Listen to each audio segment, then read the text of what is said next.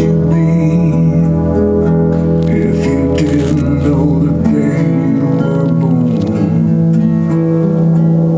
Try to love on your wife and stay close to your friends. Toast each sundown with wine. Don't let the old man in.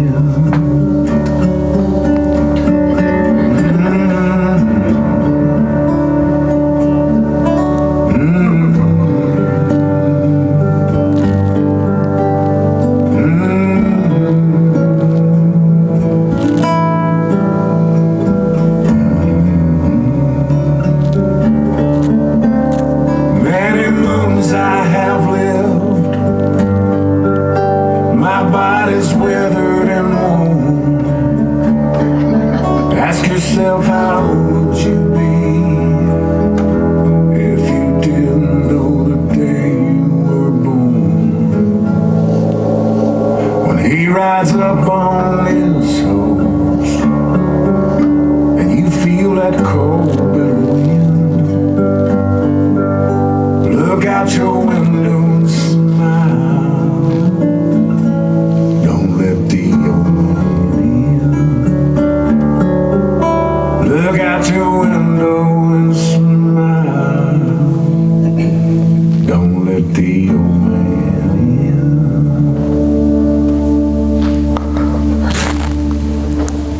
Chuck's still awake. We're good. You'll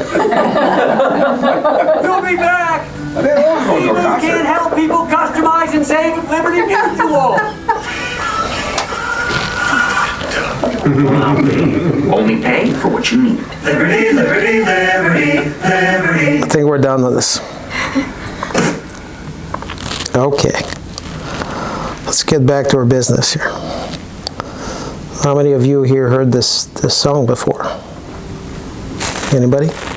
2 of you. Really? Don't let the old man in. I mean, that's perfect for this class. Don't let the old man in. Should I leave then? Yeah. Let's see here if I can fire up this thing. Now, I knew something would happen with technology. See if that works out. Oh yeah, we're in business. It's perfect. So only 3 of you heard this before. Interesting. So this song had like 16 million views. That's a lot of people watched it. So because there's only the 3 of you that that watched this or heard this before, the person that wrote this song was Toby Keith. Well, sang it. And if you don't know him, he's dead, right? And matter of fact, when Toby Keith passed away, some of you heard this before, he was worth $400 million. Wow. And I always tell people, I'm like, how many of you here would like to trade places with him today? Obviously none of you. You're like, not me, right? So he wrote this song there, and the last time that he sang that song, his wife is right there, and she's watching. She's got tears coming down her eyes. He weighed about 100 pounds at that time, right? He had stomach cancer, and he ended up living for just about another decade after he found out that he had stomach cancer. And tonight there's a couple things that I want to talk to you about, and I'd like to get across to you, and I don't think I've ever done that before, but probably I have if you've been here a few times. I want to convey this message of what is the difference between longevity versus health span. And I'm not sure if I ever used those words before, but tonight I'd like to do that, and I know just about all of you, except this young lady right here, because this young lady right here, she brought her in. So the rest of you, I can pick on you. This young lady here, I'll leave her alone because she's sitting in the front row, right? So I want to convey this message of the difference. That's why you have this note there in front of you. There's probably many things I'm going to tell you that you already know. And if you do, you just let it pass. But as we go through this longevity things and the difference between longevity and health span, I want you to just be like, okay, check, or maybe this is something that I need to just focus on or pay more attention to, right? So over the next, I'm hoping to just be out of here really early tonight. I'm not sure if it's going to happen. It depends how many questions you guys will ask, but my goal is to do this fairly quickly, let you ask a few questions, then I'll be out. And I want to start, my objective tonight was to give you the 10 most important things that you can do for longevity. So I figure if you got those 10 down, you're going to be in pretty good shape. Would you agree with that? Yes. I mean, I won't give you 11, I'll give you 10. To Chuck, maybe I'll give him 15, but the rest of you is going to stop at 10. And then I want to, I did some review of the literature about how longevity matches with health span and how some of those things are in common. We're going to go over the 5, how many? 5 most important things for health span, and then you'll be able to see the cross-reference between the two, which might not make any sense to you right now, but it will by the time we get to that point.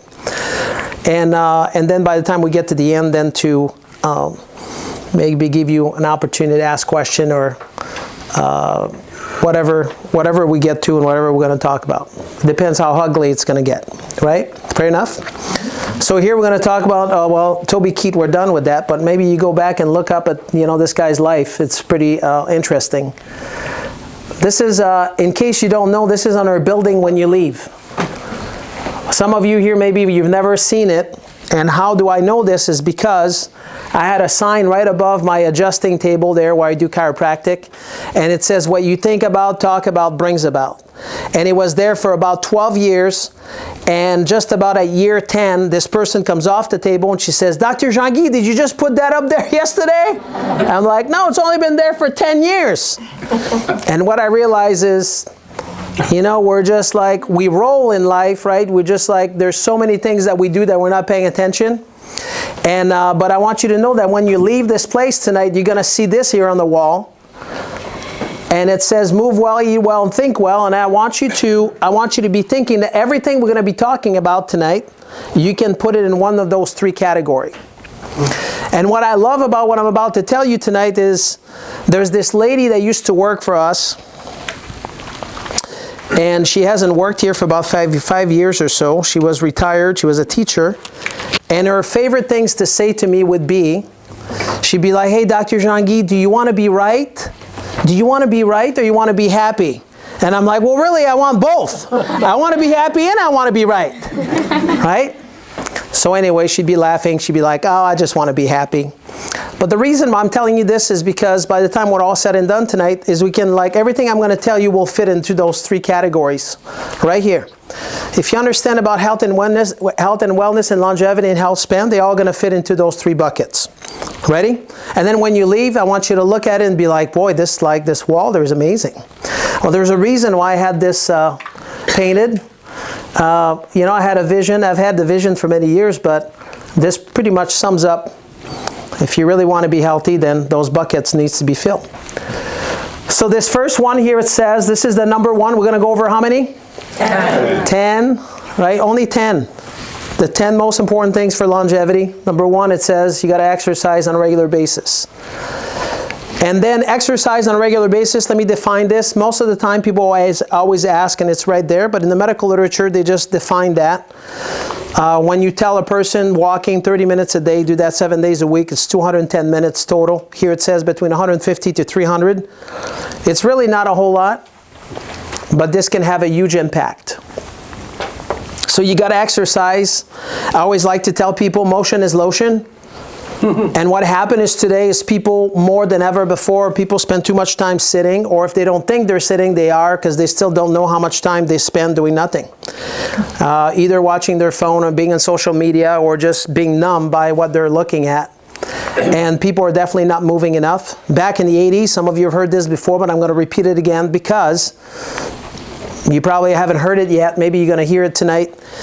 Is what this guy found out is 90% of brain nutrition comes from proper motion of your joints.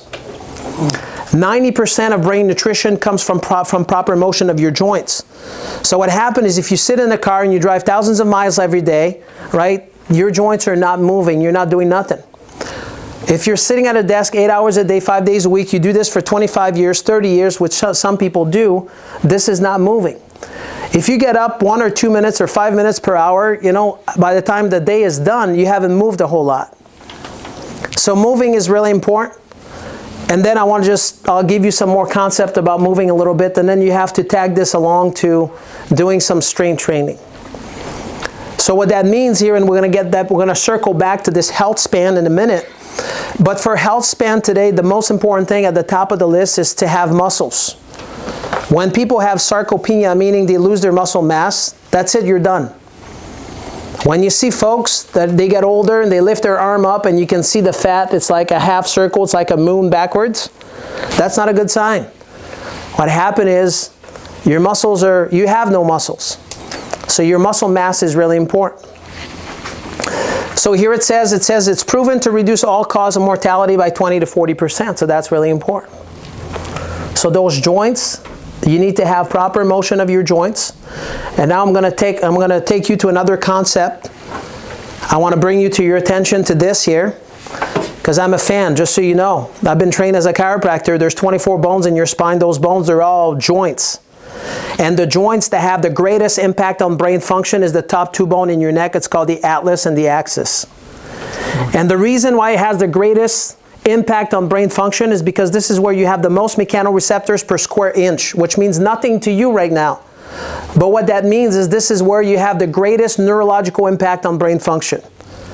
And there's a lady that out of New Zealand, her name is Heidi Havoc. She's a PhD, she's in neuroscience. She spent her entire life studying that. And if you want to look up some of her work, it's truly fascinating. So when I say motion is lotion, it's like all of the joints of your body, including there's 24 bones in your spine, and if those bones are not moving properly, you're depriving brain function. You're depriving your brain from eating. You follow me?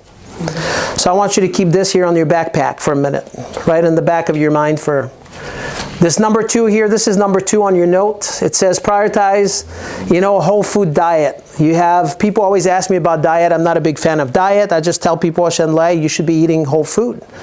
Now, if you were to have a whole food diet, you would be eating good protein, good fat. You would eat fruits and vegetables. What does it say here? It says vegetables, eating lots of vegetables, fruits, nuts, legume, olive oil, good fat, fish, clean protein.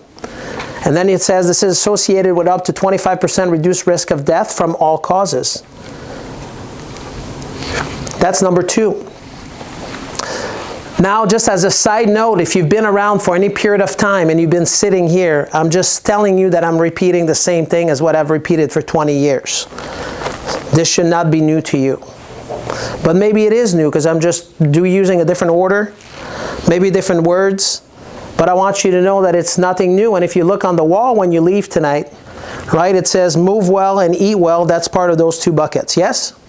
Yes or yes? Yes. Chuck says yes, so we're good to go to the next one. Number 3, here it says don't smoke, which is not a big surprise to any one of you. However, there's a lot of people today, they don't smoke, but they have this vaping machine, whatever they put in their mouth and they chew on. And so lots of people do that. Try to stay away from that. I'm sure none of you do that, but if you know people, probably just tell them that it's probably not the best thing for longevity. Don't smoke. This is number 4. It says maintain a healthy weight, BMI 20-25%. I'll show you some graphs here in a minute, but I want to give you some numbers first. And you don't have to write this down, but I want you to listen to me for a minute. 20 years ago, when I started teaching those classes on purification, on weight loss, the statistics were that there's about 20% of this country they were considered to be obese. 20%. And today, right now, in 2025, there's over 40% in the U.S. that are considered to be obese. Now, we're not talking about overweight. Overweight is 75%. But obese is over 40% right now, and in our kids right now is over 42%. So what that means is the vast majority of the time when people have problems, now listen to me, if this is you, if this is somebody that is around you, I want to tell you that the fastest way, or one of the fastest way to get your health back and to put some years to your life is to get back to your ideal body weight without one shadow of a doubt, right?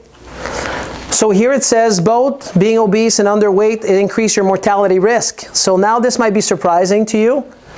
Just remember that too much versus not enough, both of those can be bad. Meaning that if you're just starving yourself constantly, this is not a good thing. So we don't like that. Now there's not that many people in this country that are having that kind of problem. Here it says your waist circumference matters, and so I want to just give you some numbers here. Are you ready? You're going to write this down. So when you go home tonight and you have your tape measure, so this is what you're looking at. If you put your tape measure around your buttocks, right? And you look at the number, whatever number in centimeter, in inches, whatever you want to have it in, and then you put it around your belly button. For lack of a better word, your butt should be bigger than your waist. Okay? And then what happens is for a man, it should be less than 0.9, and then for a woman, it's less than 0.85. So if you do your waist, let's say that your waist is, 90 centimeters. I'm just making up numbers right now, right? And then around your buttocks is 100, so you're going to do 90 divided by 100, so it's going to be 0.9. For a female, it should be less than 0.85, and for a man, it should be less than 0.9. So when you put this tape measure around your buttocks, and then you put a tape measure around your belly button, so your buttocks should be bigger than your belly button. And I give you the number, so when you go home, you do that. So I always tell people, when people have a flat butt, this is bad news. You got to have strong legs, strong butts, and a strong grip. If you want to live long, but you don't have that, it's not going to happen. And I'll show you some stats in a minute. Right? This is part of health span. And I'll give you some numbers in a moment. I also want to talk to you about fat. Are you ready? So there's 3 kinds of fat. This is important. Most people don't know that. They don't really understand it. But that's really important. If I were to just take a knife right now, a scalpel, and I just decide to dissect you, when I was in chiropractic school, that's what I did for 3.5 years. I dissected cadavers. They were they were all dead. But I got to see some very interesting thing, right? You just take the skin off, and the fat that is right underneath the skin, it's not a big deal. There's people that have fat there, and really that fat doesn't have a detriment to a person's health. But the 2 other types of fat, that's a problem. The next one is when you have visceral fat. And visceral fat is when you have fat around the organ. So you should have fat around the organ, but when there's too much, it's choking the organ and it's making a person more prone to have heart disease, cancer, stroke, and those kind of things. And this can be measured. I'll show you some pictures right now, right? You can measure that. So when we do those body composition analysis, you can see that. You see this person when they came in, they were 324 pounds. This is just about 6 months later, 9 months later, there's 100 pounds less. And now I want to bring you here to those little bar graph you see here at the end. It says visceral fat. When it first started, it was at 18. And then here, 100 pounds later, now we're down to in the green at 6. You see that? You want to be in the green, it should be below 12. And the reason for that is because the more fat you have around the organ, that means that your body is in constant state of inflammation. And inflammation and longevity, they don't work together. Do you follow that? So that's fat number 2. Fat number 3 is when there's so much fat into your body, then the fat starts infiltrating into organs. So you've heard of people having fatty liver, yes? So today there's more people that have a fatty liver that are non-drinker than people that are, it's called non-alcoholic fatty liver. It's very common. When people have scan, the radiologist is going to say, this person have fat into their liver. But there's also blood markers on your blood test that will also give you an indication that people start having fatty infiltration into their liver, and that's not good. You don't want to have fat in organ. Matter of fact, people that have chronic back pain, not that you're here for that tonight, but when people have chronic back pain, it's affecting a lot of different areas of people's health of what they could do because they don't want to do it because they're in pain every day. But what they find is when they do MRIs of people that have chronic back pain, they always tell the radiologist, they're like, hey, listen, we don't want you to look at pathology of the disc or any of that stuff. We just want to see, I just want you to tell me what's happening with the muscles. Every single time when a person have chronic back pain, they always find fat. It's called fatty infiltration into the muscles. So when you find fat into the muscles, that means those muscles don't fire properly. And if the muscles don't fire properly, the muscles are the pulley system to your spine. So if you want to have a healthy spine, right, you got to make sure those bones they're moving properly, and then the muscles are holding those bones in proper alignment. You follow me? Now, many times people say, well, Dr. Jean-Guy, you know, can you just crack me? And I don't really want to go up there. And I'm like, yeah, but if you go up there, you're going to get way more out of it. It's like putting a quarter in the slot machine and you get $10 back. But I don't want to do that. And I'm like, I don't care what you want to do. I'm just teasing. I mean, I do care. I mean, you can do whatever you want. I'm just telling you that when people have fat into their muscles, it's not good. When you have fat in your liver, it's not good. Right? And it's very common today that people have that. So I want you to understand that. That's important. And you can measure that. So when we do this on people, we're like, hey, listen, our goal is we want to see water going up into the cells. Here you say, it says body water. And you want to see fat coming down. I cannot tell you how important it is.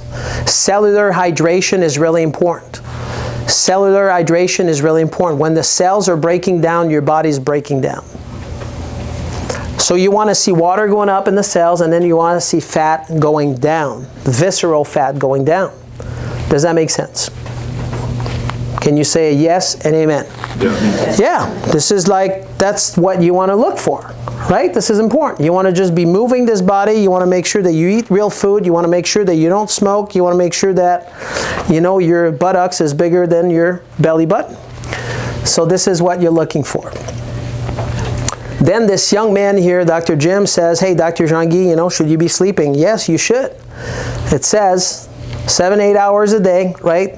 No more, no less. Both shorts. If you do less than that or more than that, your body is not going to be, this is not going to be good. Right? It says this will affect, and it has a link to higher mortality.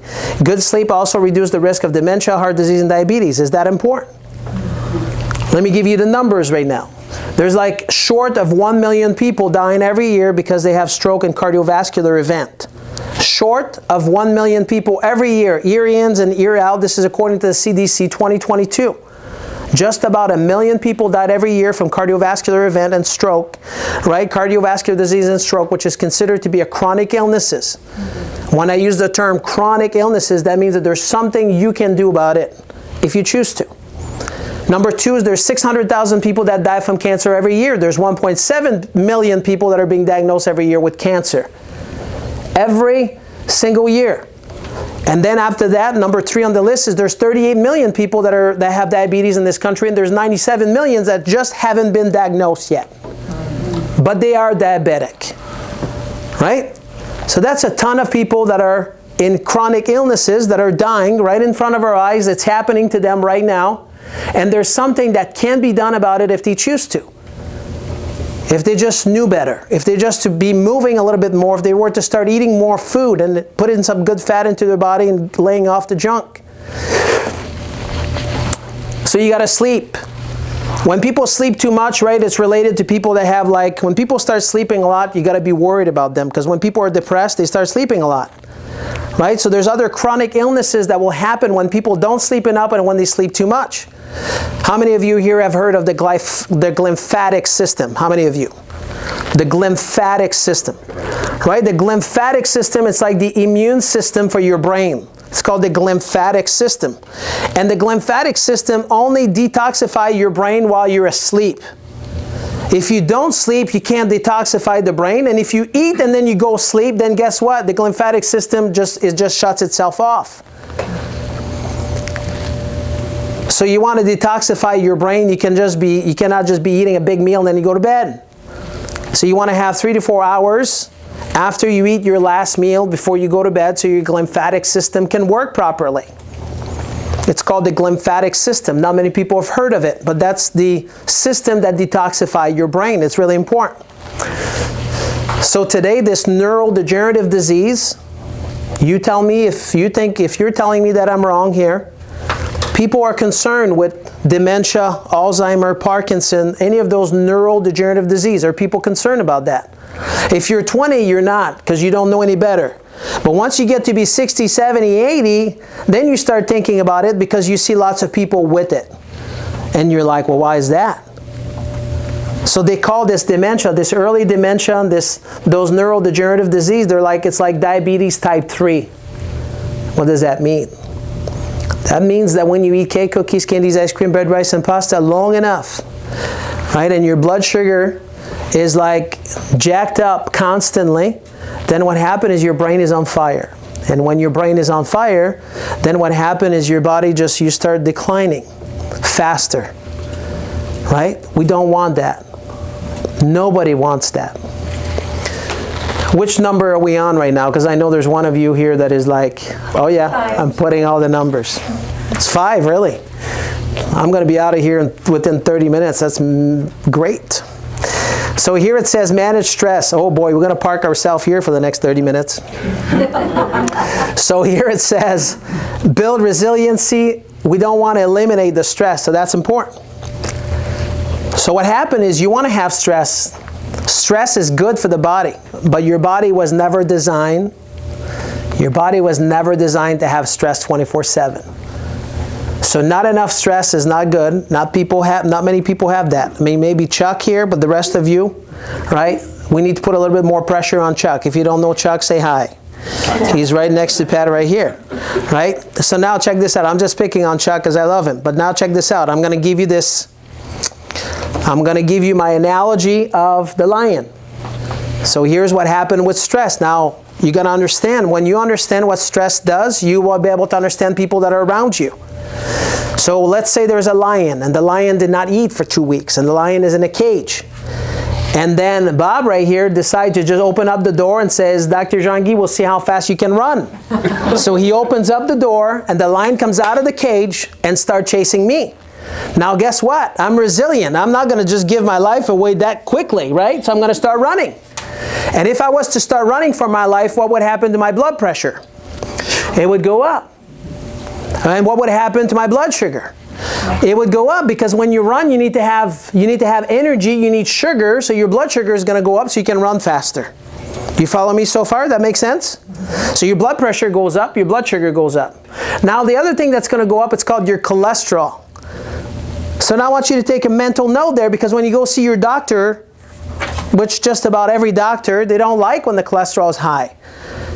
And I don't like when the cholesterol is high, but my question is always like, well, why is it high?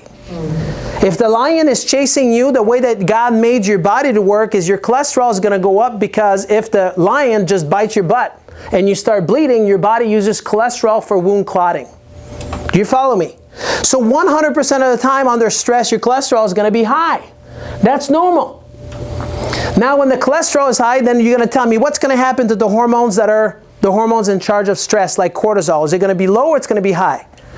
Now when cortisol goes up, then guess what happened? Cortisol mobilized fat, so people start having fat around the abdomen. Yes? You follow me so far? Yes. Now guess what's going to happen to insulin? Now I'm going to tell you what insulin does. Right? Insulin is in charge of taking the sugar and putting it into the cells. It's in charge of storing it. So guess what's going to happen to insulin when a person is under stress? Do you think that those insulin receptors, are they going to be more sensitive, or are they going to be less sensitive? They're going to be less sensitive. Matter of fact, there's going to be a gene that's going to downregulate, right? That's going to downregulate the insulin receptors so you don't absorb sugar into your cells, so then the sugar stays in the bloodstream so you can run faster. You follow me? So the lion doesn't bite you. Now I'm running for my life. Now I always tell people, I'm like, listen, if somebody scares you, you might be crapping your pants. But if you're running for your life, do you have time to poo or pee? Yes or no? You don't, because you're running. So then what happened is when people are under stress, guess what happened to their gut, to their digestive system? Right? They have like indigestion. They have heartburn. They have like, they're bloated. They're constipated. Right? So what happened is your gastrointestinal tract just doesn't work anymore. That's okay. We got a pill for that, right? It's called omeprazole. You see what I'm saying? So then what happened, now check this out. Now Bob just opened up the door and the lion is chasing me, and I'm not going to let the lion catch me.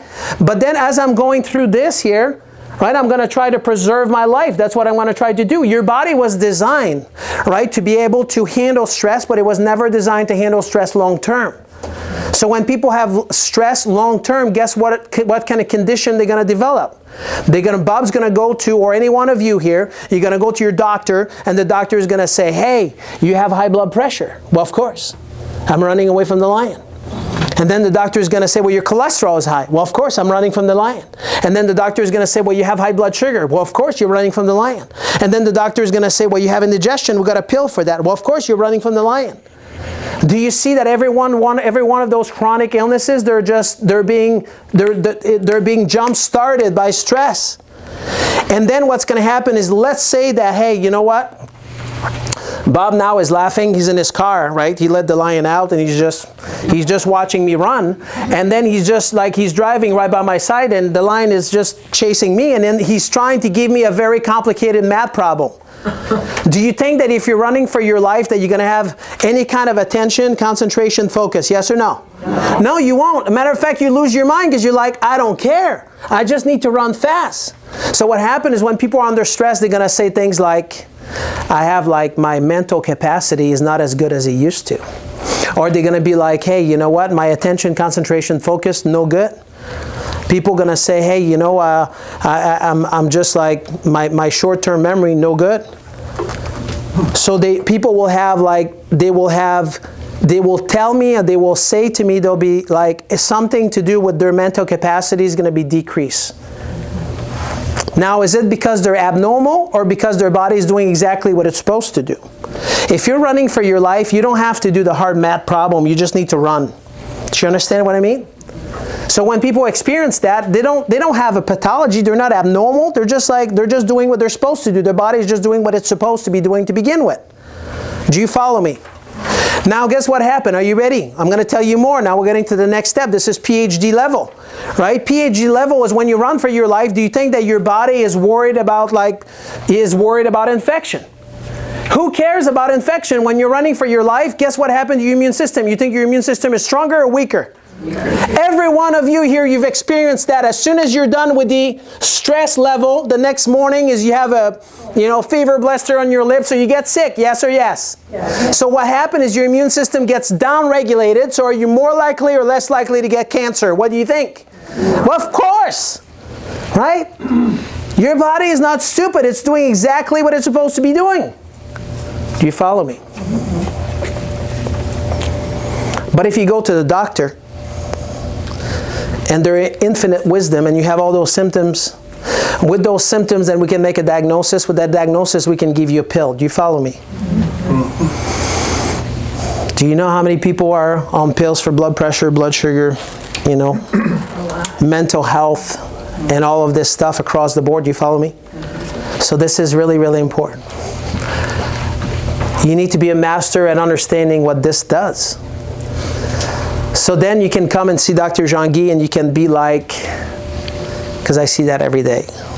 Every day. I cannot always tell people, but I see that every day. I would say something like to the person, say, hey, do you take any me time for you? Do you do this thing called me time? People look at me, they're like, oh, what's that? I'm like, me time. Me. You have me time? Do you get up early and just I'm like, Jesus did not work all the time. He would just retrieve. And he would just spend time with his Heavenly Father. You follow me? Yes. So you got to have me time. Now, there's some people, they try to just, they're like, yeah, but you're really good. You're going to help me. Okay. So then you can buffer the system temporarily. Now listen to me. You can buffer the system temporarily. But it's still not going to replace to handle this here. You can buffer the system. Did you know that if you exercise, it helps with stress? Did you know that if you eat better and you don't eat sugar, that it's good for stress? Do you know that there's many supplements that you can take that can help with stress? Did you know that when you get a chiropractic adjustment, it decreases cholesterol flowing through your body? Did you know that? Maybe you did not, but I'm just telling you, some of you heard this 10 times before. So there's many things you can do to try to buffer it out temporarily, but this year, you're not going to, if you don't handle it and you don't find a way to truly handle it, it will kill you. There's no doubt about it. And I'll give you a story here that's going to hit home in a minute. Right? This lady comes in, her name is Bonnie.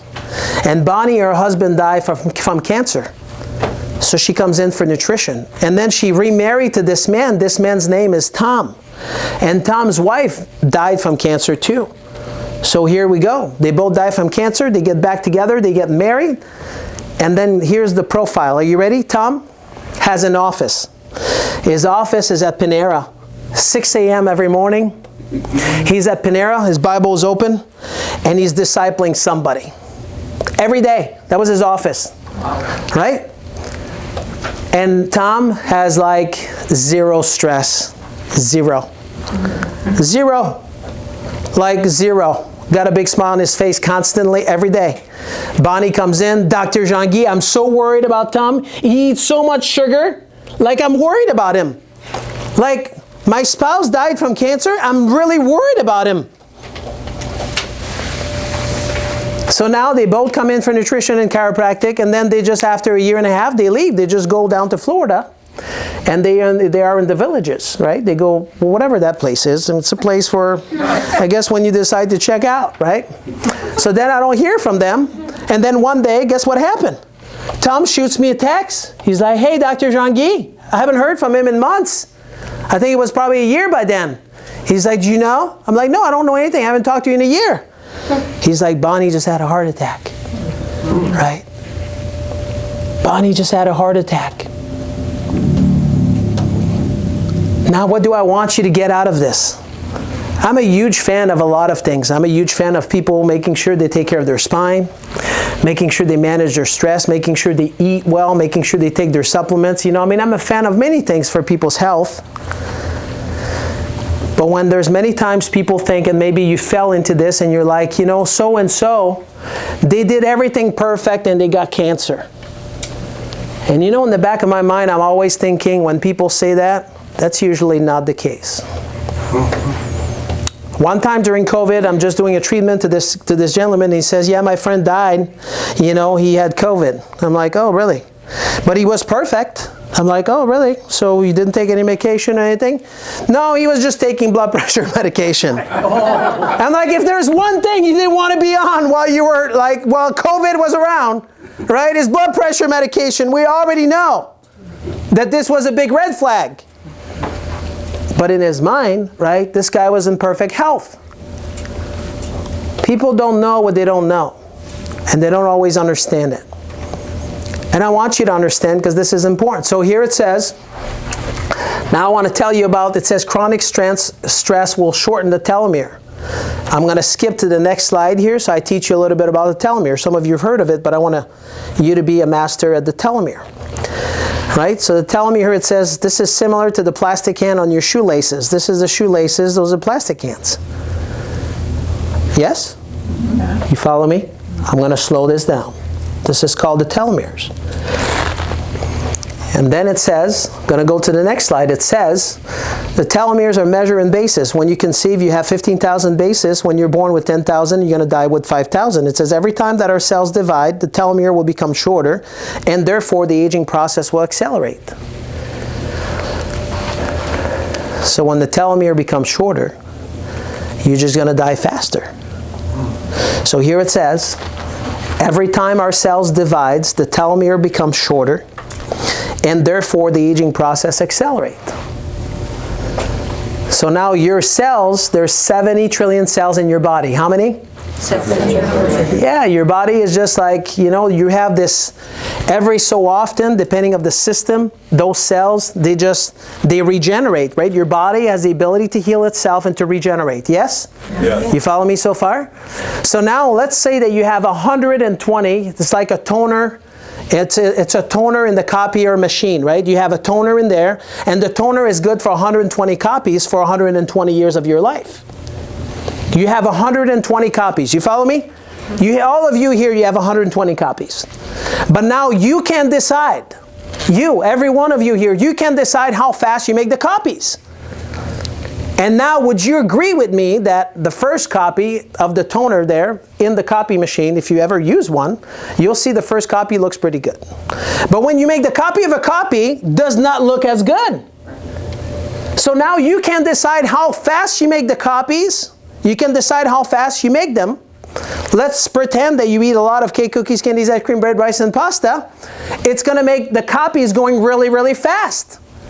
Right? Let's pretend that, you know, your stress is like 20 out of 10. It makes the copy going really, really fast. So what that means is the body's breaking down really, really fast. So the telomere here, right, when they become shorter, now your goal here in the world of longevity and health span would be to try to say, hey, is there anything you can do to make sure that the telomere, they don't get shorter and shorter, or you can slow down that process? And the answer is like, I'm glad you asked. I'm going to tell you. Right? Coming up. See that? Well, now we're going to backtrack. Here it says chronic stress will shorten the telomere. When is your me time? Number 2, it says, did you know that there are studies right now, and I can show them to you. We don't have time, but I can show them to you if you ask. Right? People that are under chiropractic care, regular chiropractic care, their telomere becomes longer, which is fascinating to me. Now you thought, they're like, oh, this chiropractic thing is like, it's good maybe for people with back pain. I'm like, who cares? Who cares about back pain? I know if you have back pain, you do care about it, but I'm going to tell you that right now. Right? It's like, you're going to go to the Apple store tonight, you're going to buy this phone, it's $1,500, and you're only going to use it for the calculator. Would that be a good investment? Of course not. Right? You'd be like, are you crazy? And I'm like, yeah, I am. Matter of fact. That's why I tell people, I'm like, yeah, you use chiropractic because your back hurts. There's a lot of other benefit that is unknown to you. Right? Unbeknown to you. So here it says, then that's number 3, it says technique like mindfulness, cognitive behavior therapy, gratitude, purpose-driven life that will help, because all of those things, what they do, remember this is in the 3rd bucket, it's like think well. You got to think well. What do you focus on? Where's your focus? What are you reading? What are you paying your attention to? I'm going to tell you what's happening in my life right now. You might not want to hear, but I'm going to tell you anyway. Right? Everybody, when they become patient here, they get my phone number. That might be a mistake, but they do. Right? I give my phone number to everybody. It doesn't matter who they are, right? I mean, you're all special. I mean, this lady didn't get it yet because she's not patient. Everybody gets my phone number. Now, as of late, do you know what people do now? They're sending me reels to watch. Reels. Okay? Not reels for fun. Bob sent me reels and I laugh and we're having fun. Pat does that, but that's not what people send me reels for. Right now, this is their new Google. Like they want to, this is how they live their life now. They get all stressed out by those reels. And I'm supposed to answer the reels. Well, guess what? I don't even watch the reels. I mean, if it's funny, I'll watch it. Bob does that. Pat does that to me. That's okay. Right? But when people are sending me reels, they're like, hey, have you heard of that? And have you heard of this? You know, they watch this reel for 30 seconds. Now this is their new doctor. Don't send me reels. Bob can. Pat can. The rest of you, if they're funny, I'll watch them. Okay, so this man's stressed. We were at number what now? 6. Wow. I mean, we're getting up there. Here it says, stay socially connected. It says, loneliness and social isolation increase mortality as much as smoking 15 cigarettes a day. Right? Strong social relationship adds 7 years to your lifespan. That's kind of important. When people say, hey, I'm going through some bad time, I just want to be alone, I'm like, that's a mistake. That is a mistake. That should never happen. Right? That should never happen. Neither should remote work. So, it's convenient, but doesn't mean it's good for people.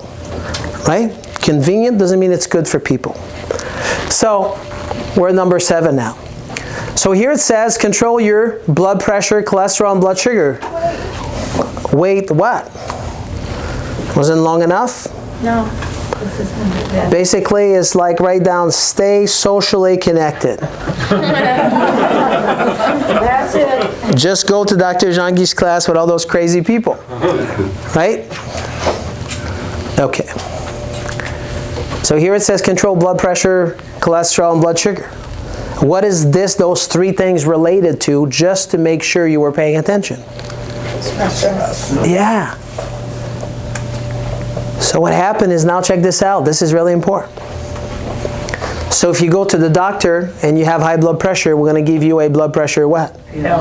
And if you have a high problem with cholesterol, we're going to give you a cholesterol what? No. And if you have problems with your blood sugar, we'll give you a blood sugar what? No. Is that taking care of the effect, or it's taking care of the cause? Do you understand that, how important that is? On a temporary basis, if you choose to do that, then go for it. However, are we taking care of the real problem? No. If you're truly into health and longevity, you would never accept that as a choice. Never. ever.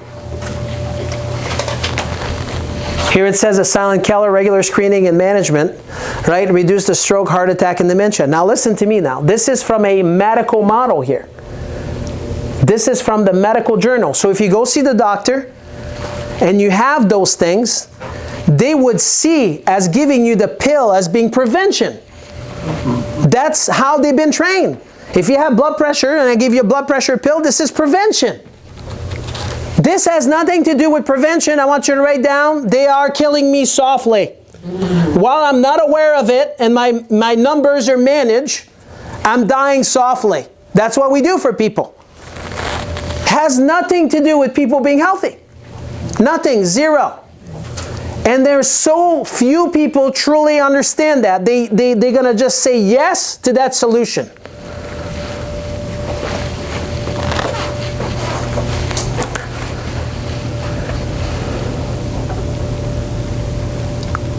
And then here it says, know your number.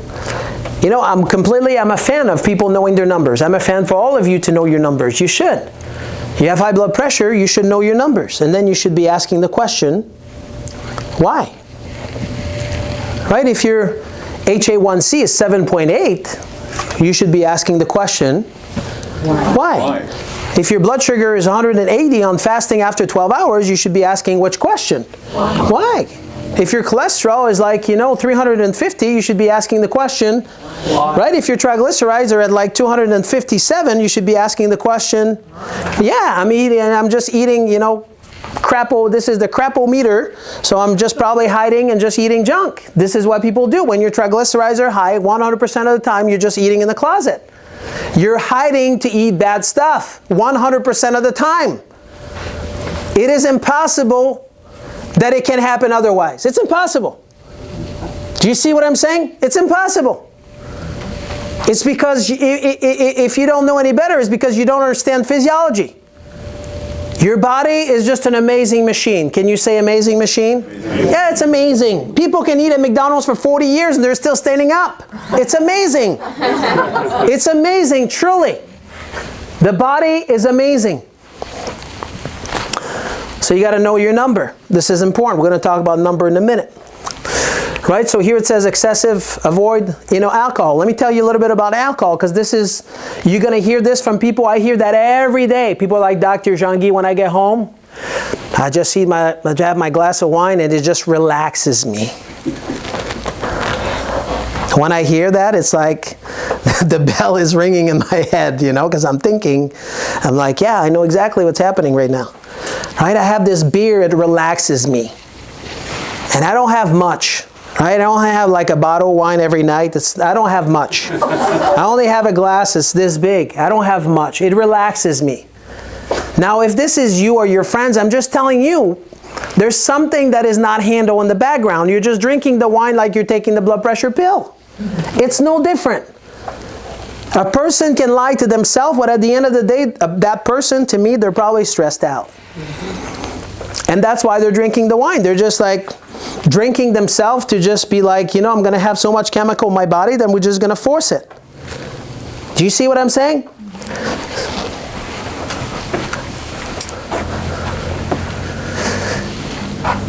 Small amount. Okay. Then here it says engage in lifelong learning and cognitive challenge. This is important. It says intellectual engagement, protect against dementia. So there's a book out there, it's called Brain Gym, G-Y-M. And in the Brain Gym book, it says that, hey, you know what? You go into your house and you see the frame that are here in this office. You take the frame and you turn them sideways, or you turn them upside down. Because what happened is now when you're walking by, instead of being numb, now you have to turn your head and be like, okay, what does it say there? People walk around just like my sign above my adjusting area that says, you gotta, what you think about, talk about, brings about. People come in for 10 years, they've never seen the sign. Like you've left this office a zillion times, you've never seen the mural yet. I'm just telling you it's there. You watch it tonight when you leave. It's pretty nice. This guy did a great job. So here it says use it or lose it, language instrument, complex problem solving. One of my neurology mentors says, hey, listen, when people have the best thing you can do for brain function is to play the piano. If you have a stroke, the best thing you can do is to play the piano. Because what happened is there's multiple things that are being asked of your body when you play the piano.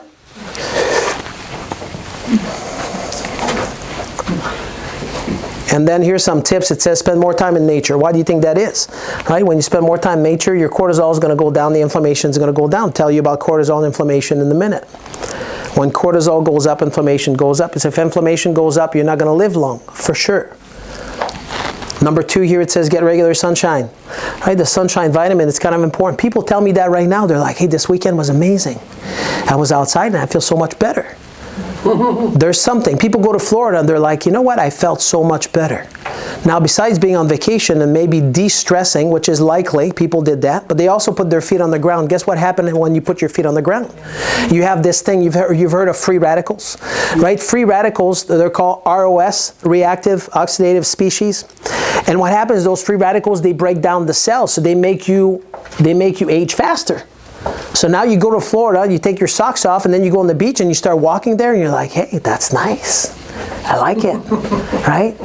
Why is it nice? You know, I mean, you can feel the sand between your toes. I mean, I don't like it, but some people do. And then guess what happened? Guess what happened when you do that? Those free radicals, the way that you counter free radicals, right? You counter them with antioxidant. You counter them with electrons. So the greatest number of electrons on the planet, it's on the ground. So it's called grounding. You ground yourself to the ground. It's like recharging your battery. So when you put your feet on the ground, people feel better. Matter of fact, there's people that have chronic pain. They have arthritis. They start putting their feet on the ground. They start grounding.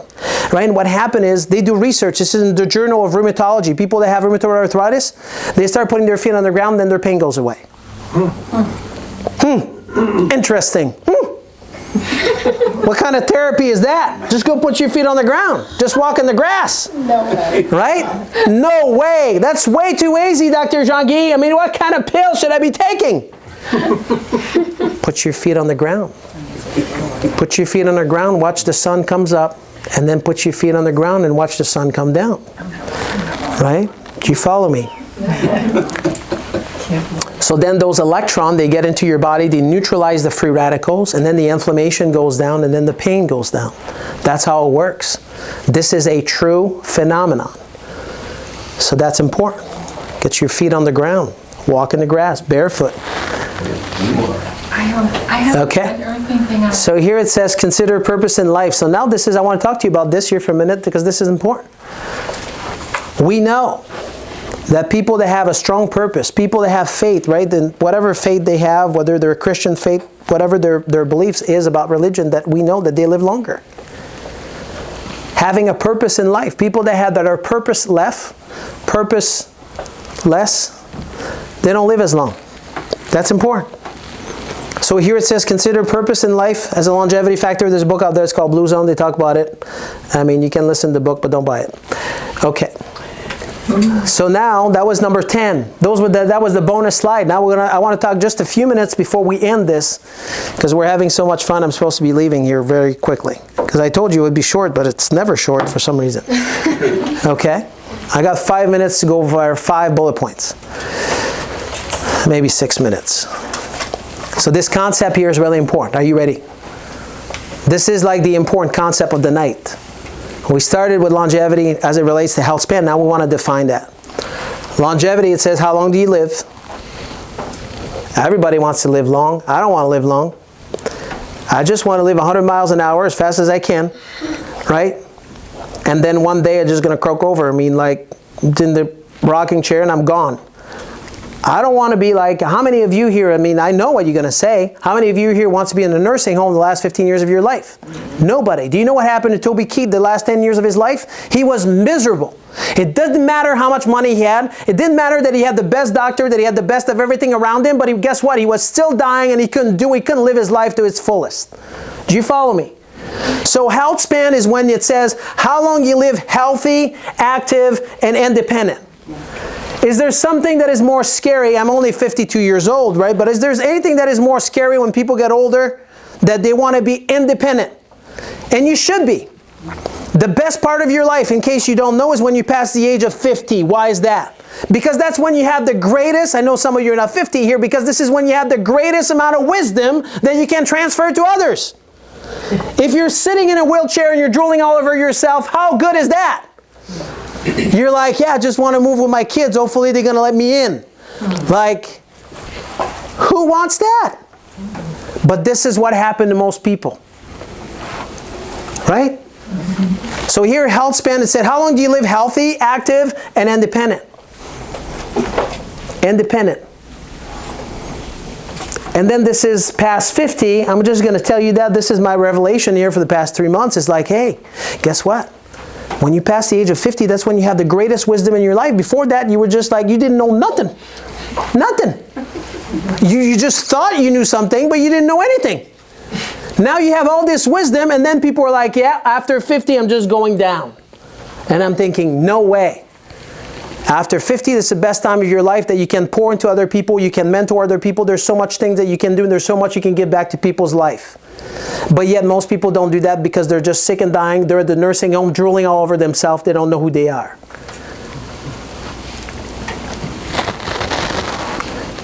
So here in the US, right, your lifespan is about 77. This is how long people live, average.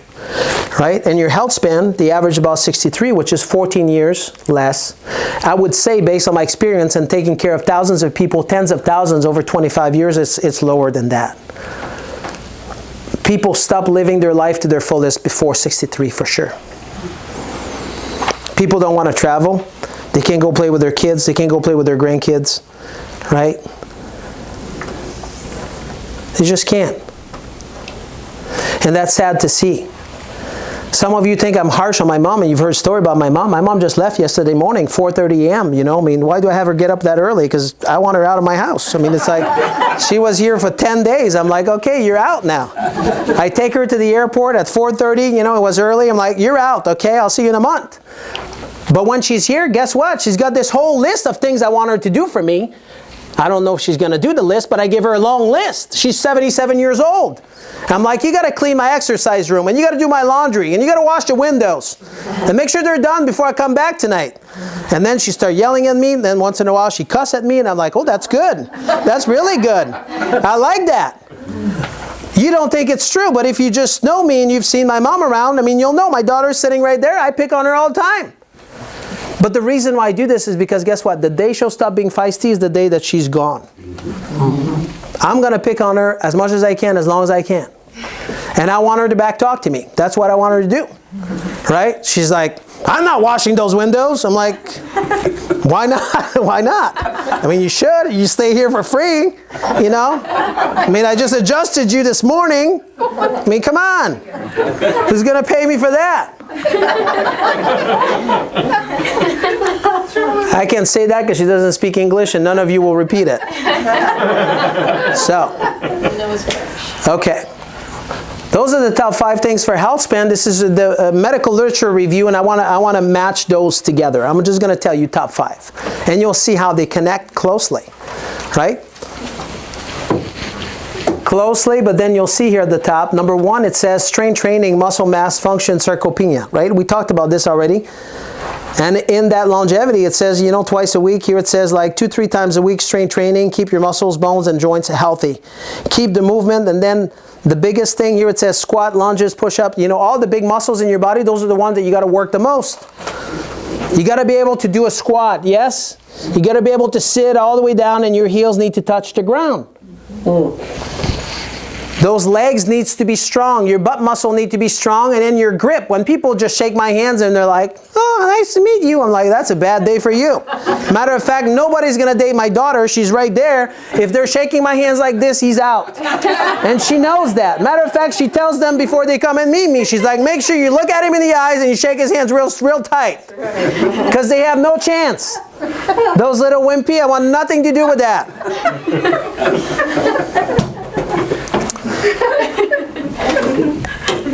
How many of you were here for our open house? 25 years, right? So we had this guy there from M43. His name is Scott. We do that in our office when we do exam on people. I don't do it all the time, but we do the grip strength, right? The grip strength. This is a determining factor to how well this person's going to be long term, right? When I shake Bob's hands, I'm like, okay, Bob, you can just loosen up here for a minute, right? I'm like, you made your point, I got it. But not many people do that because they don't have the strength. So the grip strength is really important. So here it says strong late and grip strength predict lower mortality and better late life function. Just remember, structure, determine function. Structure, determine function. Okay. You want to have muscle mass. So let me tell you about muscle mass as it relates to food. You might want to write a note on that. Right? This is the amount of protein you should have. I don't care if you eat meat. I don't care if you don't eat meat. It doesn't make any difference. But your ideal body weight. Now, let's say that you're overweight. That doesn't count. Let's say you're 200 pounds, but you should be 150. You should eat the number of protein based on your ideal body weight. So if you're 200 pounds, but your ideal body weight is 150, you should have 150 grams a day of protein. This is what you should be shooting for. Now you'll see that most of you, if not all, you just don't eat enough protein to begin with. And then what happens is when you don't eat enough protein, then you see people, they get saggy. They're not strong. They lose their strength and vitality. And one of the reasons for that is because when people get older, they stop digesting stuff. Why is that? Let me give you some insight on that. And I want you to look at me here and then I'll let you write down. Are you ready? After the age of 40 years old, there's only like 2 of you here that looks like 12. The rest of you look a little bit older. After the age of 40, right, the digestive enzyme in your stomach goes down with the hydrochloric acid. When the hydrochloric acid goes down, then that means that if you don't have hydrochloric acid, you cannot break down protein. If you don't break down protein, you cannot assimilate protein. So it's possible you could have enough protein, but if you don't assimilate it, then guess what? It's not going to do you any good.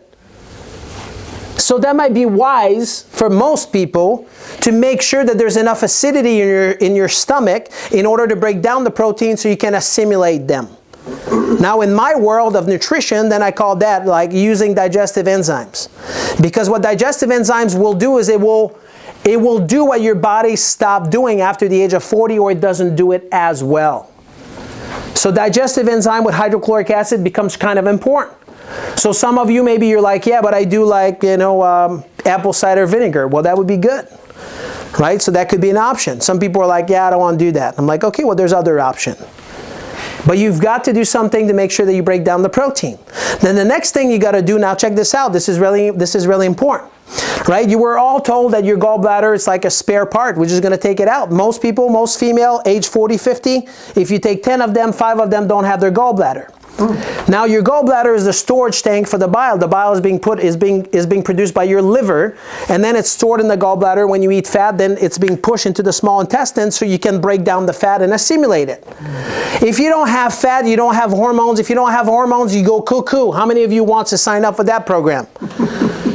So what happened is people don't have enough protein, they don't have enough fat, good fat.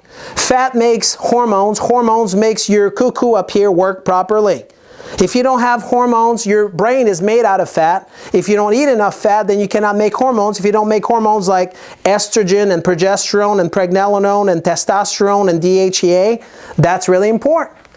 So when people are like, well, I don't have a gallbladder, that's not a big deal. Or I say, hey, you know what? When you're nauseous every time you eat, that means you're not absorbing your fat. They're like, well, I don't want to do that because I'm going to be fat. I'm like, that's stupid. What you just said is stupid. You don't understand how the body works. I usually don't say that to people, just so you know. I just think about it. Because I wouldn't have anybody to care for. Everybody would leave. They'd be like, don't say that. This lady here, she's never coming back. Right? She's like, this guy is too much. Okay? So protein in the diet is important. Whether you have animal protein, whether you have plant protein, you got to have protein and you got to be able to assimilate them. And you got to have your muscle mass you got to keep it up. This is really important. Okay? We're getting there. We're almost there. Running out of time, we're almost there. Here it says maintain your metabolic health. It says low insulin resistance. What causes high insulin resistance? Stress. Stress, thank you. Remember, when stress is high, there's a There's a gene that's going to be downregulated because God is smart the way He made your body. You're going to have a gene that's going to downregulate. And when that gene is downregulated, then what happens is your cells, they're going to stop. They're going to be resistant to bring the sugar into the cells. It's going to leave it in the bloodstream so you can run faster. Do you follow me? We call that type 2 diabetes. But that's okay. We got a drug for that. Right? We'll give you metformin, and then we'll give you glucophage, and then you get fats, no problem. We'll give you those GLP-1. I think that's going to be my next class because I have a lot to say about that. Maybe not, because I mean, nobody's going to ever come back. But so here it says, even normal weight people can also have a poor metabolic health. People that are at their normal weight can also have those problems as well. That's important. So here it says the focus. You want to have low added sugar or low refined sugars, okay, cookies, candies, ice cream, bread, rice, pasta. You want to have enough fibers into your diet. You want to have 10,000 steps on the low side or 30 minutes of walking per day, at least. This is minimum. And then you want to target your optimal fasting glucose, HA1C, triglyceride, HDL. You got to know your numbers, right? You got to know your numbers. So, that's good. It says metabolic dysfunction drives heart disease, dementia, and cancer. Metabolic dysfunction drives all chronic illnesses. Metabolic dysfunction drives all chronic illnesses. That means that this is something that is important, and I'm going to leave it at that, and then we're going to be done, and maybe I answer a couple questions. When people have metabolic disease, when people have a metabolic dysfunction, or they call it metabolic disease, there's a complex of things that happen. As people start having fat around their waist, people have high blood pressure, high cholesterol, high blood sugar, and this is what they would say you have, metabolic disease. Now, the cure to that, for most people, if you're overweight, this is what becomes the problem. Now, remember that every single cells that are extra in your body, that are fat cells, they produce inflammation. Inflammation fries the brain. So you see here dementia. When blood sugar and inflammation is high constantly, I'm going to show you some slides here in a minute. This is what happened right in the Time magazine. It says when inflammation becomes chronic rather than transitory, it says the body will turn on itself with after the effect that seems to be underlying a wide variety of disease. Here's the next one, right? The New Science of Health. It says inflammation seems to underlie not just deterioration with age, but all chronic illnesses that often comes along with diabetes, atherosclerosis, which is hardening of the arteries, Alzheimer, heart attack, cognitive dysfunction, decline, premature aging, and even cancer to the extent. Inflammation is a driver for people's body to break down. Now remember, it's not good to sleep too much, and it's not good to sleep not enough. It's the same thing here. Should you have inflammation? If any one of you here, you sprain your ankle should swell. That's normal.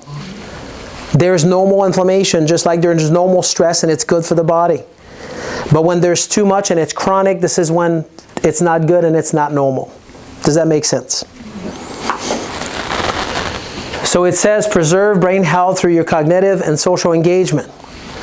This is really important. It says stay mentally challenged, languages, strategy games, deep learning, stay socially active, even small regular interaction, regular movement, especially cardio, omega-3 fatty acid, also protects the brain. Now there's two things that you saw about nutrition through this whole class, okay? I do lots of nutrition. I'm a clinical nutritionist, but there's two things that you saw. Maybe you weren't paying attention, but I'm going to repeat them to you, right? When a person say, hey, Dr. Jean-Guy, is there such thing as like basic nutrition? For 20 years, I've been saying the same thing. Remember what this lady said to me? She says, you want to be right or you want to be happy? I said, I want to be both. I want to be right and I want to be happy. For 20 years, when people say, Bob says to me, what's basic nutrition? Vitamin D and fish oil. I've been saying this for 20 years. If you've been around this office for 20 years, I've been saying this. Did you know that when you take fish oil, it downregulates viral replication? So during COVID, what did I tell people? During COVID, everybody would say, but Dr. Jean-Guy, do you have the magic? Do you have the magic pill for my immune system? I was teaching class in the middle of COVID, and I would say the same to everybody. The magic for COVID is what? Is to improve your lifestyle. Is to make sure that you get enough sleep. Is to make sure that you walk enough. Is to make sure that you take your nutrition. Is to make sure that you don't eat cake, cookies, candies, ice cream, bread, rice, and pasta. Is to make sure that you get an adjustment. That's what I tell people. There's no thing as a magic pill. Everybody wanted a magic pill, but the magic pill was your lifestyle. And then if you want to get like really crazy, then you can take your fish oil, and then you can take your vitamin D, and then you can get really crazy. Then I can just tell you those other things that you do, but if you don't do that to begin with, right, I can give you the magic immune system bullet, but still it's not going to be as good as getting out there for 30 minutes every day and walking. Do you follow me? Mm-hmm. Right?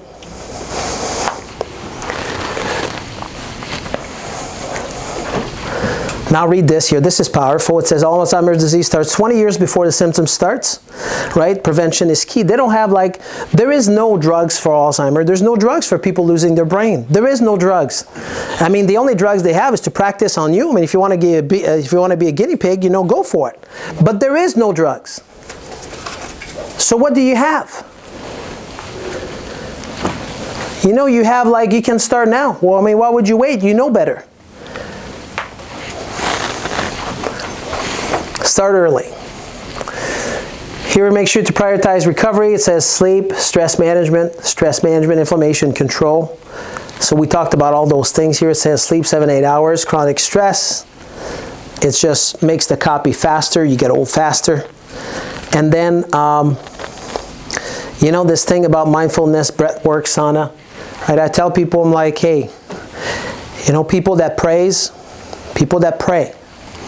right? People that do meditation, people that praise. I mean, there's like dozens and hundreds of papers in the medical literature that says when you pray, people that are prayer warriors, then what happens is they stimulate their parasympathetic nervous system. Your parasympathetic, when you level this out with your sympathetic nervous system, right? What happens is your body is just humming. That means your body is in a happy place. So what happened to Tom, that he was at his office at Panera every morning at 6 o'clock, you know, I mean, he was in his place. Now, you know, I mean, Bonnie had a good point. I mean, she didn't want Tom to just have cancer like her husband because he ate a lot of sugar. But Tom was at peace. Mm-hmm. Being at peace is worth it. When people are angry, or they have bitterness, or they have unforgiveness in their hearts, and you don't get rid of that, guess what? You have no chance. You're not going to live very long. And if you do live long, it's because of a lot of drugs and organ transplant, and you're going to be drooling all over yourself. For sure. For sure, because there is no other way. There is no other way. Impossible. You cannot be angry, walking around with bitterness, and not forgiving people around you, and not being around people you love and people that loves you back, you know, living long. It's not going to happen. You're going to have chronic illnesses, you're going to die early, you're going to suffer a lot. And I know that you're like, really? I'm like, yeah. I don't want to be just the bearer of bad news. I just told you what needs to be done. And it's going to happen. I've seen it for 25 years. I see it in people all the time.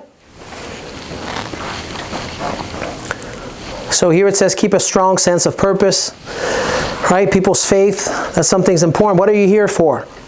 What are you here for? If I want to leave you on this thing here tonight, is like, what are you here for? Every time that I speak in front of people, I always say, hey, you know what? God's got a calling on your life. What is your calling? God's got a calling in your life. You got to find out what your calling is, and you got to serve your purpose. And what are you here for? If you don't know what you're here for, and you don't have a calling, you don't have a why, and that why is going to be bigger than just you, there's more out there for you. Believe me, God's got a calling for you. And if you cannot hang on to something that is just bigger, you're not going to be around very long. And if you are around very long, you're not going to be very healthy.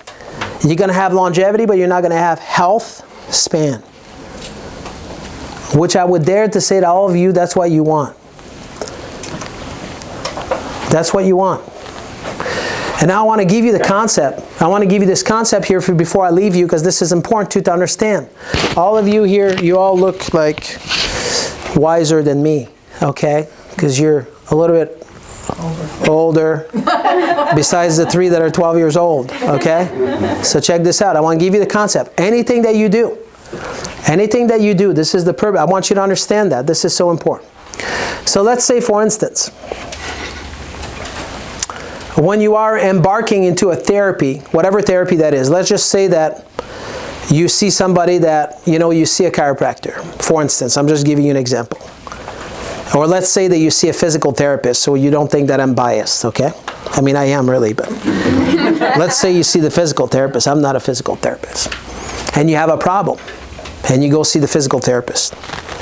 And then you get seen 6 visits, and then your problem, whatever that was, let's say you had back pain, it's gone. And then you're gone. right? But let's say that you had back pain because you had fatty infiltration of the muscles, but in 6 visits, did you take care of that? The answer is no. Okay, now you don't know why, but it takes 12 months, right? 12 months, anywhere between 9 to 12 months to take the fat out of the muscle. But let's say you did 6 visits, you feel better, you could be out. But you could also engage into a different type of therapy to say, hey, you know what, I want to correct the underlying cause of the problem. So that's a second level. And then you have a third level to say, hey, you know what, I feel better, the fat is out of the muscles, but now I want to stay better. So now you're engaging into something that is a complete different level, right? It's for a complete different reason. And I can tell you this, it's the same thing if a person comes in for chiropractic, they're like, can you just crack my neck because I have a headache? Matter of fact, this guy told me that today. He's like, last time you cracked my neck, my headache just went away. I'm like, good for you, right? I'm happy for you. However, right, is that possible that you get cracked 6 times, you feel better? Yes, you could. Matter of fact, it happens all the time because this is how good it works. But could you be engaged into doing something to correct, the structure, so then you can improve, structure determined function? Could you be engaged in that? Could that be a longer process? And then could you do something, let's say for the rest of your life? I've been under chiropractic care since I was 4 years old. I did not tell you that, but with my mom, I had my chiropractor coming in. He's 81 years old. Don't repeat that because he can speak English. I'm never going to introduce him to you, so that would be unfortunate if you just talk back here. But so he was here. He's 81 years old. My mother took my sister to the chiropractor when she was like 58 years ago. She had asthma, and then she got her adjusted, and the asthma went away. And then what happened is my mom, in her infinite wisdom, she took all of us, 5 of us, to the chiropractor her entire life. She did not take us because we hurt. She did not take us because we had a headache. She did not take us because we had back pain. She took us because, we passed all of that. It was for the health of it. Do you see what I'm saying? People exercise for the health of it. People get adjusted for the health of it. People take their supplements for the health of it. People, are on a program of some sort for the health of it. So every one of you here, with no exception, you're going to be engaged in that. But I want you to understand what that means, because people say things like, okay, because I'm a chiropractor, people say, well, Dr. Jean-Guy, once you go to chiropractor, I hear you always have to go. I'm like, no, you don't. You can quit whenever you want. And you do. But I also want you to understand, why do people continue for the rest of their life? Why do you brush your teeth for the rest of your life? You see what I'm saying? A person could be on a weight loss program for like 30 days, they lose 30 pounds, then they could quit. And then they could put it back on. Right? Or they could just adopt a new lifestyle and then they can just continue on the program. You follow me? Right? It's the same thing for people's faith. Right? There's people's faith, depending on their faith, they could go to church, once a week, and they're like, okay, I check out, I did my good deeds. Some people, they go to church on Wednesday, and they go on Sunday, and they're like, oh, I'm doing better. Some people will say, I go on Sunday, on Wednesday, I'm part of a group, I'm even better. Some people are like, hey, I'm going to start doing this every day. Maybe I'll have some me time, right? And this me time, I'm going to spend it with my Heavenly Father, and that's what I'm going to do. There's different level of engagement that people will do to live their life, to get the best out of their life. Does that make sense? That's an important concept that not many people understand. In case you did not know, when you drive into this place, this is what's on the wall. You guys are so strong that you just broke through the wall, and then there's vegetables in your legs, and then you have a spine with all your curves. Right?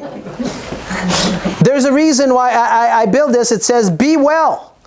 Be the best version of yourself you can be. This is when you come in. Maybe some of you never seen it because you never look. You got to look on the right. As you're driving, just don't hit the wall though. But if you look on the right, you're going to see this. You're this guy right here. Right? Pretty cool stuff. By the way, if you did not see it 5 years ago, it wasn't there. We just had it drawn up just a month ago, so you didn't miss anything. It's new. But now you have a chance to look at it. Right? Do I have anything else here? Oh, and then if we go back here to the different buckets and the things that we do. I told you this here when we first started. Everything that we have done for 20 years, 25 years between the 2 of our offices, this is to fill those buckets. You got to think well, move well, and eat well. And when you fill those buckets, everything we talked about tonight, they fit into one of those buckets. Just so you know. Sometimes people ask me, why do you do this? Why do you have a hyperbaric chamber? Because it fits one of those buckets. Why do you do PMF on people? PMF is just like, you don't want to go to Florida, you can sit on the PMF chair. but you should go to Florida, right? Do you see what I'm saying? So there's a reason why those things here that happen. You know, I have this guy right now. This guy, his name is Jim. He's not here, but his name is Jim. And Jim, like, he's got PTSD because he served in the military. And when he came out, like many, you know, they've had trauma. And he's like, Dr. Jean-Guy, I only sleep like 3 hours a night. I'm like, that's it? He's like, yeah, 3 hours. I'm like, you never slept more than 3 hours? He's like, yeah. I'm like, okay, well, maybe we have you try this thing here, right? It's called Brain Tap. You just put the Brain Tap on it, but this is his second session. And Jim is sitting in this chair and he's like, knocked down, right? And he's thinking to himself, he's like, that doesn't work. You know, this doesn't do anything for me. And then next thing that happens is Dr. Trevor says, okay, Jim, it's time to wake up now, right? Waking him up. This just happened like 2 days ago. What happened is your brain is just amazing. But when your brain gets dysregulated, right, you got to be like, what do I need to do? There's always something that you can work on. You're never going to get bored, as a side note. So, I'm leaving you here with this. You guys did a great job, by the way. Now I'm going to answer questions for a few minutes, and then I'll leave. Who's got some question? Of course, Jim has questions. Go ahead, Jim. In the Bible, Solomon, I think, says a little wine gladdens the heart. Yeah. Would you comment on that? Is that like a real? Yeah, in the New Testament, they talk about that too. So my analogy to that is when Jesus fed 5,000 people, like more 15,000, I'm sure that the bread that he fed people was not Aunt Millie's bread. Right? You go buy bread, it's like $1. It's like complete junk. So I'm not opposed for you to to have wine. But what I do say to you is the quality of what we have today and what we call food is completely. Most people don't really understand what they put in their body. The only thing they understand is what it tastes like, right? So in the world of wine, the quality, I don't drink, so I drink. I would not have any mental capacity to know how to pick the wine. But I'm assuming just like olive oil and everything else in the food world, it's how it's processed, right? There's something to be said about that and then what it does to people. So I was talking to this guy that has a winery up north, and he's like, we put this sulfate in the wine, and the reason why we do this is as a preservative. And he's like, we know it's not good, but they just want us to do it. You know, sulfites are not good for you, but yet it's in every bottle of wine that people drink unless you have sulfite free, which they don't do it because it's a preservative, and then they don't know it's going to go bad, right? So this being said, I mean, you want to have a glass of wine, you can have your glass of wine, but everything that we do in the world of food and everything that we do in the world of what we're drinking, most people never question what's in there. Because if it tastes good, then we just think it's good for us, which is kind of a mistake. Matter of fact, in the medical literature, it also said that red meat is bad. Dr. Jean-Guy is a fan of red meat. But I'm not a fan of any kind of red meat, right? If you come to the compound, the Daigneault compound, you know, we have cows and they just eat grass for 2 years. So when they go get slaughtered, you know, we don't give them names so we don't get attached, but they've only had grass their whole life, right? So it's different than if you have cows that's been eating corn and soy their whole life. Does that make sense? So as it relates to food, you know, and when I do a class, and I'll do that next month, or maybe in a few months from now, it's called Eating God's Way. I go over the entire Bible and everything they talk about the food, and then I make comments on that. That was a good question. Who's got the next question? This young lady right here.